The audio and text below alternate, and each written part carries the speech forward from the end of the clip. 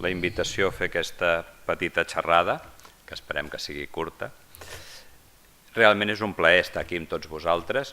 Forma una mica part de lo que és la vida professional de tota una generació, que estem fent una mica de pas al costat i estem explicant a la nova generació que puja una mica què ens ha passat a nosaltres. I no és formar la gent nova que puja, que ja està molt formada, sinó explicar-los una mica on nosaltres hem topat i evitar que ells topin amb les mateixes pedres. Una mica és aquesta la teoria del pas al costat, la nova generació va pujant, i això és per explicar-li a la nova generació una mica què hem viscut nosaltres. Això era l'any 82, els cabells eren una mica més negres, la barba segueix igual, va haver-hi una època que anava de baixada però ara ha tornat a pujar. El doctor Verge, aquí el veieu. I això era l'any 82, això era l'Hospital de Terrassa, l'Hospital de Sant Llàtzer. I ens trobàvem amb això, una senyora que portava un Halsted, aquí el podeu veure, i una senyora que nosaltres li vam tenir que fer un Madden. En aquella època estava de moda el Madden. Halsted jo realment no en vaig arribar a fer cap. Es pot veure la diferència entre mobilitat d'un braç, totalment anquilosat, amb un important limfedema, i el Madden que ens donava una mobilitat del braç completa i sense limfedema.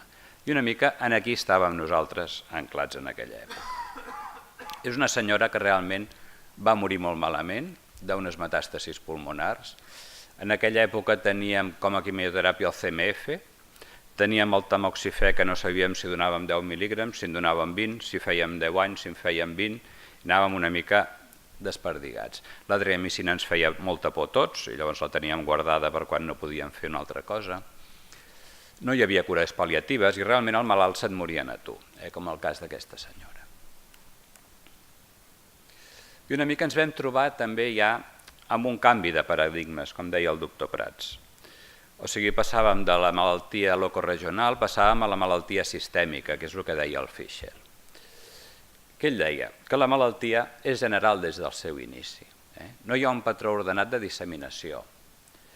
Els ganglis limfàtics van per embolització. No són una barrera. Els ganglis limfàtics no són una barrera contra la progressió del tumor, sinó és un indicador del seu comportament. Una mica canviava tots els paradigmes, tal com deia el doctor Basili i el doctor Prats. Teníem un concepte de malaltia locoregional i ens estava canviant. Va fer uns estudis en el qual va demostrar que si tallava menys, la supervivència era la mateixa, com en aquest cas. I el professor Hospitalier, que no està oblidat per tots, o sigui, nosaltres recordem molt el professor Hospitalier perquè el vam conèixer, perquè ens va explicar les seves aventures, les seves desventures també.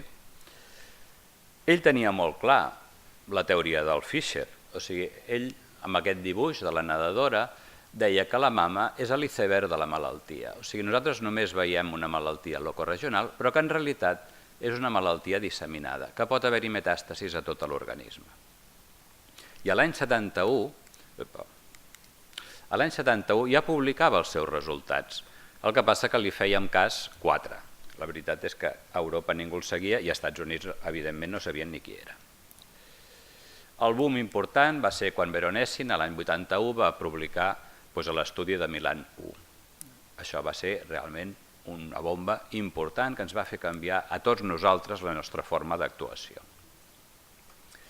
Compara les mastectomies radicals, quadrantectomia amb radioteràpia, als 20 anys demostra que la supervivència global és equiparable. Això sí, tenim una tassa de recidives que és important. 8,8 a la conservadora i 2,3 a les mastectomies. Però el que és més important d'aquest treball és que la supervivència realment és equiparable, que això és el que realment a nosaltres ens sobtava, perquè dèiem, tens més recidives i viuen igual, això per nosaltres va ser difícil d'entendre, però ell ho anava dient i en el 2002 va publicar el seu treball final, amb 20 anys de seguiment, que realment les supervivències són equiparables. Fischer en l'any 85 va ser encara més potent, explicant realment el mateix. Compara tumorectomia amb radioteràpia, la mastectomia radical modificada. Després de 20 anys, la supervivència global és similar a la mastectomia.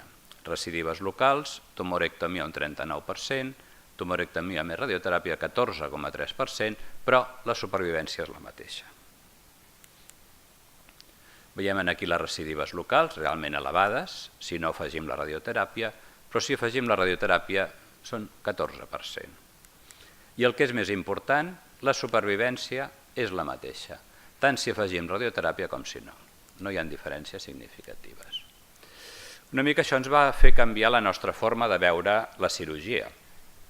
Aquí podem veure el Bruno Salvadori, que venia molt sovint per aquí, el Xavi Encinas, el Josep Verge, i vam tenir una figura molt important, que era el doctor Prats. O sigui, el doctor Prats realment ens va aglutinar tots. Amb el seu curs universitari de sinologia, realment va aglutinar tot un grup de professionals que ens vam unir molt i que realment participaven molt de totes les novetats que hi havia tant a Europa com en el món. I a poc vam anar entrant en el món de la cirurgia conservadora. Altres 3 estrelles que brillaven amb llum pròpia, l'Andreu Fresnadillo, el doctor Fernández Cid i el doctor Basilio. Sempre anàvem als mateixos, o sigui, quan teníem un problema sempre trucàvem. Doctor Basilio, què fem? Doctor Prats, per on anem?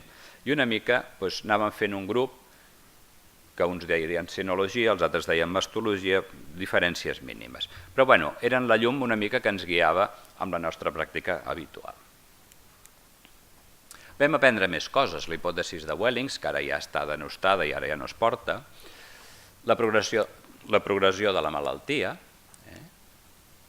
un personatge que ens va explicar moltíssim, que era el Melvin Silverstein, es va explicar moltíssim de l'in situ, aquest tumor que ens està donant mals de cap i que ens està portant pel camí de l'amargura. Ell va posar les primeres pedres de com teníem que tractar el carcinoma ductal in situ. La cirurgia oncoplàstica va entrar amb molta força, però molt tard. Realment el concepte de cirurgia oncoplàstica és de l'any 93 i el primer treball d'Andrech és de l'any 98. Realment va entrar, però un cop entrat ens ha ajudat moltíssim. Els tractaments neoadjuvants també ens han ajudat molt a reduir les taxes de mastectomies. Tenim un millor control de la malaltia. Aconseguim la reducció de la mida del tumor, tot i que això a vegades és una quimera, perquè sempre estem traient tot el tumor que hi havia, traiem la part que queda, a vegades tens un clip a Lima, l'altre clip el tens a Perú, i dius, ara què faig? I llavors sempre acabes traient més del que toca. I també ens estan comportant canvis en el tractament de la gent gran. Jo recordo una conferència que després de mitja hora de conferència el conferenciant va dir, en la gente mayor, hagas lo que hagas, lo vas a hacer bien. I clar, dius, bueno, tampoc no és això, he estat mitja hora aguantant aquí el xaparrón perquè em diguis que hagas lo que hagas, lo hago bien. Realment la conferència d'avui ens ha portat molta informació i hem après realment que la gent gran se l'ha de personalitzar, s'ha de fer un estudi important de veure la supervivència que té i llavors tractar-la. Abans a la gent gran li donàvem tamoxifeno i anar fent. Ara hem après que a la gent gran fem un any de tamoxifè, evitem les resistències i operem-la, cosa que abans el concepte no quedava tan clar. La cirurgia conservadora ens ha portat mal de caps, perquè aquí veiem la taxa de cirurgia conservadora ha passat del 40% l'any 91, estem parlant de l'any 91, que és aquí la cantonada, 60% l'any 2002, i les taxes actuals estan al 70%. Nosaltres estem en una forquilla entre el 78 i el 82, però aquest any farem una punxada important, perquè a vegades no saps per què i tens unes taxes de mastectomies monstruoses. Moltes vegades gràcies a l'in situ, però realment és el que ens trobem. I els marges. Abans traiem molts marges i ara cada vegada traiem menys marges. O sigui, ara ja tenim clar que si el marge no toca la tinta xina, considerem que el marge ja és correcte. I una mica per què aquesta recidiva local que ens ha baixat en els anys 70. En els anys 70 teníem unes taxes del 10, que aquí són molt optimistes, realment unes taxes molt superiors al 10%. Actualment tenim una taxa de recidiva local als 5 anys del 2%, l'article aquest de la Mònica Morro. Abans operàvem molta recidiva local, ara és molt raro que operem una recidiva local. Jo recordo els anys 80, 90 que a cada programa hi havia una recidiva local i ara és, fa molts anys que no recordo una recidiva, toquem fusta. Per què tenim menys recidives locals? I això és una mica, no només amb la recidiva, sinó per què va millor la cirurgia de mama. Perquè tenim una millor avaluació radiològica, hem incorporat la ressonància que realment ens ajuda molt. Amb l'in situ potser no ens ajuda tant com els radiòlegs diuen, però bueno, hem de fer-li cas. Tenim una millora de l'avaluació anatomopatològica. Tenim una millora dels beneficis en els tractaments adjuvants, tenim una gran quantitat de quimioteràpies, tenim anticossos monoclonals, l'avanç és molt important. I també tenim una millora important del benefici de la radioteràpia. La radioteràpia dels inicis, que era com una mena de desastre, molta radiodermitis, ara realment els resultats són espectaculars. Tenim una classificació molecular que també ens personalitza la senyora, amb un subtipus luminal A amb una gran supervivència i que aquest subtipus molecular ens està fent condicionar un dels paradigmes. O sigui, ara s'està ja començant a considerar que el luminal A potser sí que és una malaltia locoregional. O sigui, sí que només tenim malaltia a la mama i que no tenim malaltia enlloc. O sigui, aquestes subclassificacions realment ens fan modificar paradigmes.